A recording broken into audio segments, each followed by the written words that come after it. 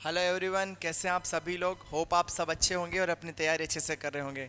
मैं हर्ष आप सभी का स्वागत करता हूं फ्यूचर प्लस क्लासेस के इस ऑनलाइन प्लेटफॉर्म पर। और हम ये जो सीरीज़ डील करने जा रहे हैं, ये सीरीज़ है आपकी डेली न्यूज़ एनालिसिस सीरीज, जिसमें हम कोई भी न्यूज आर्टिकल डिस्कस करते हैं जो कि आपके एग्ज़ाम के पर्पज से रिलेवेंट है और जो आपके डे टू डे न्यूज़पेपर में आजकल चल रहा है। आज है डे 23 और ये वीडियो मैं आज रिकॉर्ड कर रहा हूँ। मैंने जो आर्टिकल्स कवर किए हैं 22 और 21 के दोनों आर्टिकल्स में कवर किए हैं। बीच में कुछ दिनों से हो सकता है ये सीरीज़ कंटिन्यू ना रही हो, पर आगे ये सीरीज़ कंटिन्यू रहेगी। तो चलिए मेरे साथ बने रहिए। शुरुआत करते हैं आज के डीएनए की। आप सभी का स्वागत है। तो ये सारी न्यूज़ है जो हम आज कवर करने वाले हैं। चलिए मूविंग टुवर्ड नेक्स्ट। बिल्कुल याद रखिएगा, शुरुआत करते हैं हम हमेशा की तरह जो हम शुरुआत करते हैं जोश और पूरे जुनून के साथ। तो आज की जो लाइन है वो याद रखिएगा कि खुद को आने वाले वक्त के लिए, आने वाले भविष्य के लिए तैयार रखिए और राष्ट्र के विकास में अपना योगदान जरूर दे। हर किसी का इस मिट्टी के लिए दायित्व बनता है, कर्तव्य बनता है कि वो राष्ट्र के योगदान में अपना सहयोग जरूर करे। बाकी एक और चीज़ है कि याद रखिएगा कि एजुकेशन जो है, एजुकेशन का जो पर्पज़ है वो है रिप्लेसिंग माइंड। माइंड जो खाली माइंड, उसको रिप्लेस करके उसको बिल्कुल एंडलेस बनाना, उसको बिल्कुल माइंड को ओपन बनाना, एंडलेस बनाना। ओपन मतलब हम कह सकते हैं कि उससे बहुत सारी सोचने की क्षमताएं बनाना, असीमित बनाना कहलाता है। चलिए ठीक है, शुरू करते हैं फर्स्ट न्यूज़ आर्टिकल, जो कि ये जो न्यूज़ है जो इसरो से रिलेटेड है। रिसेंटली इसरो ने अब क्रायोजेनिक इंजन 20 का सफल परीक्षण कर लिया है। क्रायोजेनिक इंजन, ये न्यूज़ हमने निकाली है इसरो की ये ट्वीट से मिशन गगनयान, जिसमें लिखा है कि mission Gaganyaan ISRO CE cryogenic engine is now human rated for the Gaganyaan mission. Gaganyaan mission के निकाला है, अगर आप देख सकते हैं ये क्रायोजेनिक इंजन है। क्रायोजेनिक इंजन कुछ ऐसा दिखता है। रॉकेट, जो रॉकेट रहता है उस रॉकेट के पीछे इसको लगाया जाता है और यहाँ से ये गैस फेंकता है जिससे कि रॉकेट ऊपर आसमान में जाता है। क्रायोजेनिक इंजन इसको कहते हैं। अगर हम इसमें कुछ और चीज़ों की बात करें इस न्यूज आर्टिकल के बारे में, तो आपको पता चलेगा ये जानकारी। जिस तरह आपने कहा था, आज के बाद में जितने भी न्यूज आर्टिकल्स आएंगे हम लोग उसे हिंदी में कवर करेंगे। ओके, तो पहला जो है कि भारतीय इसरो अंतरिक्ष अनुसंधान केंद्र, इसरो भारतीय अनुसंधान केंद्र ने बुधवार को भारत में गगनयान मिशन के लिए LMV-3 लॉन्च व्हीकल में इस्तेमाल होने वाले क्रायोजेनिक इंजन, याद रखिएगा क्रायोजेनिक इंजन कहाँ होता है, LMV-3 एक लॉन्च व्हीकल है उसमें यूज़ होता है, उसका सफल परीक्षण कर लिया है। इस जो पूरी परियोजना है इसकी लागत आपकी 90 बिलियन है, आपको ध्यान रखना है 90 बिलियन। और इसके सफल परीक्षण के बाद ही भारत अब सोवियत संघ, अमेरिका, चाइना के बाद अब चौथा देश बन गया है जिसके पास में खुद का स्वदेशी क्रायोजेनिक इंजन है। ये अपने आप में एक बहुत बड़ी गर्व की बात है, हिंदुस्तानी होने पर ये गर्व की बात है, ये आपको ध्यान रखना है। और ये इंजन कहाँ होगा, ये LMV में ये व्हीकल यूज़ होगा। लो लॉन्च व्हीकल जो रहता है आपका लॉन्च व्हीकल मोटर, उसमें ये यूज़ होगा। और इसकी अच्छी बात ये है कि ये पुराने इंजन से बेटर है और दुगनी क्षमताओं के साथ है, ये आपको ध्यान रखना है। ओके, पहले इसे G3 के नाम से जाना जाता था। इसी आर्टिकल में कुछ और न्यूज़ की अगर हम बात करें तो अगर आप इसे ध्यान से देखेंगे तो आपको पता चलेगा ये आपके एक रॉकेट की स्ट्रक्चर है। जो ये दोनों चीज़ें हैं ये स्ट्रैपर्स, ये स्ट्रैप इंजन्स हैं। ये स्ट्रैप इंजन यहाँ से धुआं छोड़ते हैं और ये रॉकेट ग्रेविटी को पार करते हुए ऊपर आसमान में जाता है। इफ़ यू नोटिस, जो आपका पेलोड है सैटेलाइट, वो यहाँ अपर पार्ट में रखा जाता है और धीरे धीरे जब आसमान में जाता है ये आपका लॉन्च पैड है, यहाँ से लॉन्च होगा और जब ये जाएगा पहले स्ट्रैप ऑन मोटर्स हटेंगे, फिर धीरे धीरे सब अलग होते हुए जाएगा और ये चला जाएगा। क्रायोजेनिक इंजन जो आपका है जिसका परीक्षण किया है वो रॉकेट के इस भाग में लगाया जाता है। कुछ और जानकारी की अगर हम बात करें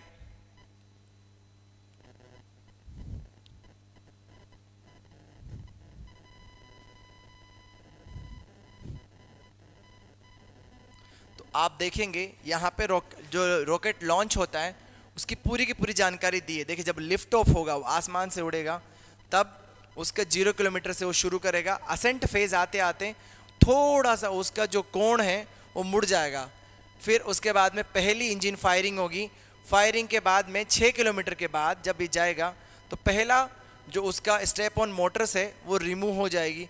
उसके बाद कोस्टिंग आते आते फिर जब वो टेस्ट व्हीकल है उससे अलग हो जाएगा। उसके बाद में धीरे धीरे पैराशूट से डिप्लॉय करके, जो पैराशूट डिप्लॉय करके उसे समंदर में उतार लिया जाएगा। और ये रीयूजेबल व्हीकल है, इसे दोबारा काम में लिया जा सकता है, ये आपको ध्यान रखना है। चलिए मूविंग नेक्स्ट, कुछ और जानकारी हम इसके बारे में ले लेते हैं। जो LMV है, LMV-3 वो 3 स्टेज कॉन्फ़िगरेशन इंजन, आपको ध्यान रखना है, जिसमें जो 2 स्ट्रैप मोटर्स रहेगा S200 जिन्हें कहते हैं, और 1 लिक्विड कोर स्टेज उसके अंदर रहेगा। हाई थ्रस्ट क्रायोजेनिक इंजन हम बात करते हैं। हाई थ्रस्ट मतलब बहुत ज़्यादा पीछे धुआं और गैस छोड़ने वाला, हाई थ्रस्ट से हम कहेंगे अपर स्टेज में वो रहता है। याद रखें 204 टन के इसमें सॉलिड प्रोपेलेंट लगे हैं जो कि सॉलिड फ्यूल से चलेंगे, और इसमें वर्ल्ड के लार्जेस्ट सॉलिड बूस्टर्स लगे हुए हैं, ये आपको ध्यान रखना है। This all about the mission. बस ये आपको याद रखना है कि अब भारत चौथा देश बन गया है जिसने कि क्रायोजेनिक, इसका खुद का स्वदेशी क्रायोजेनिक इंजन है। गर्व होना चाहिए भारतीय होने पे। चलिए इसके बाद में बिल्कुल क्या क्या चीज़ें हमारे इसमें हो जाएगी। याद रखें हमारे जो लॉन्च कैपेसिटीज़ हैं इसमें अब हम सेल आत्मनिर्भर बन जाएंगे, ठीक है। लागत कम रहेगी क्योंकि हमें पहले किसी का और का लॉन्च व्हीकल यूज़ करना पड़ता था। ऊंचाई इसकी 43.5 मीटर होती है, वजन इसका 640 टन रहे, और G-सेट परीक्षण में इसको यूज़ किया जाएगा। जियो सिंक्रोनस ऑर्बिट में इसे किसी भी सैटेलाइट को भेजने के लिए ये इंजन अब सक्षम है। चलिए तो ये इंफॉर्मेशन यहाँ पे हो गई। अब हम बढ़ते हैं अगले न्यूज आर्टिकल की ओर। अगर आप नोटिस करेंगे ये न्यूज, ये फोटो, ये मिस्टर रविचंद्रन का फोटो है। बायजूस हम बात करें, बायजू के क्या है, बायजू अभी आज तो इंटरनेट टेक्नोलॉजीज बहुत आगे बढ़ गई है। एक टाइम था जब बायजूस ने अपना छोटा सा बिजनेस शुरू किया था, उसमें वो लोग किसी भी कोर्स को, जो कोर्स आज ऑनलाइन देख रहे हैं, क्या करेंगे कि कैमरे से सारा कोर्स रिकॉर्ड कर लेंगे, और रिकॉर्ड करके एक टैबलेट की सहायता से, ठीक है, जो टैबलेट रहता है उस सहायता से टैबलेट वो लोग सेल करते थे, क्योंकि उस टाइम में इतना इंटरनेट का क्रेज़ नहीं था। अब धीरे धीरे इंटरनेट का क्रेज़ बढ़ने लगा और ये कंपनी धीरे धीरे लॉस में जाने लगी। तो बायजू के ऊपर, बायजू को जो ईडी है, इन्फोर्समेंट डायरेक्टरेट, उन्होंने नोटिस भेजा है क्योंकि उनके ऊपर फेमा में बहुत सारी गड़बड़ियां करने का आरोप है। हम डिस्कस कर लेते हैं फेमा क्या रहेगा आपका। यहाँ पे आपका है फेमा, इसको हम बोलते हैं फॉरेन एक्सचेंज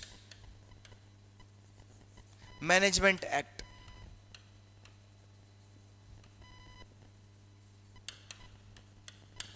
इस एक्ट में क्या रहेगा कि अगर कोई भी कंपनी लोन में या किसी भी प्रकार का कोई भी एक्सचेंज बाहर से करती है तो उसकी सूचना उसे गवर्नमेंट ऑफ इंडिया को, फाइनेंशियल मिनिस्ट्री को देनी पड़ती है। अगर कोई भी कंपनी विदेश से किसी प्रकार का फंड मंगाती है या कोई भी स्पॉन्सरशिप लेती है तो उसको फेमा के अंडर सारे जो रूल रेगुलेशन है वो पूरे करने होंगे।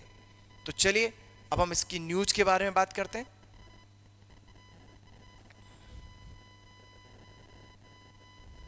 बिल्कुल, ये छोटी सी एक न्यूज़ है कि इन्फोर्समेंट डायरेक्टरेट जो है, जो कि ऐसे फेमा रूल्स को मैनेज करती है या फेमा रूल्स के अंडर काम करती है, इस एक्ट के थ्रू काम करती है, उन्होंने बायजूस के जो फाउंडर हैं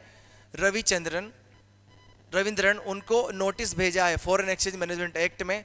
उनकी कंपनी, उनके ऊपर जो इल्ज़ाम लगा है वही लगा है कि उनका इतने करोड़ 9632.35 करोड़ का पेंडिंग है। इसके पहले भी उनको नोटिस भेजा गया था, उन्होंने रिप्लाई नहीं किया। याद रखिएगा जो इन्फोर्समेंट डायरेक्टरेट है वो इन सब रूल्स को, फेमा जो रूल्स हैं, फेमा जो रेगुलेटरीज हैं, उनको मेंटेन कराने के लिए, सबको पाबंद कराने के लिए ये उस पर काम करती है, एक्ट करती है। प्लस ये जो लोग इसमें क्राइम करते हैं या ऐसा कुछ भी पकड़ा जाता है तो ये पेनाल्टीज लगा सकती है, प्लस ये उनको सज़ा देने का भी प्रावधान रखती है, मतलब उनको कोर्ट में पेश करने के बाद सज़ा मिलने का प्रावधान है, पेनाल्टीज़ भी ये इम्पोज कर सकती है। अब देखते हैं, अभी तो न्यूज़ यही है बायजूस के बारे में, बाकी देखते हैं कि इस मल्टी मिलियन कंपनी का अब क्या होता है। अभी रविंद्रन है, वो अभी मिसिंग है, उनको नोटिस भेजा है, पर वो कहाँ है किसी को नहीं पता। ठीक है, तो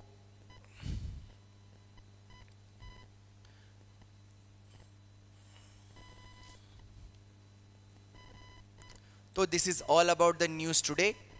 हम ऐसे ही आर्टिकल्स आपके लिए बनाते रहेंगे, और इन आर्टिकल्स को और हम अच्छा बना पाएँ इसके लिए आपके सबके फीडबैक आमंत्रित हैं। थैंक यू सो मच आपके टाइम के लिए। दोबारा मिलते हैं नेक्स्ट वीडियो में। सी यू, थैंक यू।